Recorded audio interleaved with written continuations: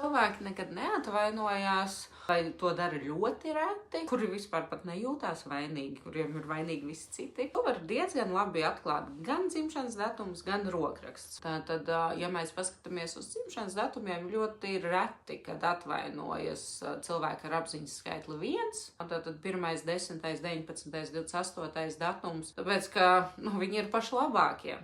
Tavu problēma, ja ka tev tur kaut kas nepatika vai nesanāca. Tālāk apziņas skaitlis 3, dzimšanas datuma 3., 12., 21., 30., jo viņi vienmēr visu zina labāk, un viņiem ir taisnība. Un arī te vēl ir pielikt klāt apziņas skaitli 8, 17., 26. datums, 26. mazāk, bet 8., 17. vairāk, jā, jo viņi atkal visu kontrolē, visu pārvalda, visam jābūt ir, kā teikt, čotka, kārtīgi, pareizi, un viņi dara visu pareizi paši. Tātad, ja kaut kas te nav sanācis, tur tas ir kāds cits, kas to ir kaut kur nofeilojis.